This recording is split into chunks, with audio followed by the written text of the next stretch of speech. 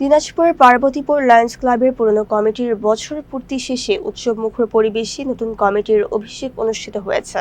বৃহস্পতিবার সন্ধ্যায় স্থানীয় লায়ন্স হাসপাতাল ইনডোরে ফিতা কেটে অনুষ্ঠানের আনুষ্ঠানিক উদ্বোধন করেন প্রধান অতিথি জেলা গভর্নর লায়ন্স মহসিন ইমান চৌধুরী। লায়ন্স আনোয়ারুল কবির বাদলের সঞ্চালনায় অনুষ্ঠানে বিশেষ অতিথি হিসেবে উপস্থিত ছিলেন সাবেক জেলা গভর্নর অ্যাডভোকেট লায়ন্স এনায়েতুল্লাহ ও ক্যাবিনেট ট্রেজারার লায়ন্স খাদিজা বিনতে পিয়াসা। এছাড়া ক্লাবের স্থানীয় নেতৃবৃন্দের মধ্যে লায়ন্স সালেহ আহমেদ মঞ্জু, আফজাল হোসেন সহ অনেকেই উপস্থিত ছিলেন। অনুষ্ঠানের শুরুতে নতুন কমিটিকে ফু দিয়ে বরণ করে নেওয়া হয় এবং সকল লিও সদস্যদের শপথ বাক্য পাঠ করানো হয়। অনুষ্ঠানের শুরুতেই কোরআন থেকে তেলাওয়াত করার জন্য আমি লিও সবাইকে এখানে আমন্ত্রণ জানাচ্ছি।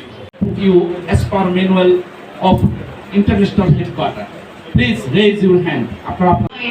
I lay on my heart, reach for it, and it will be touched.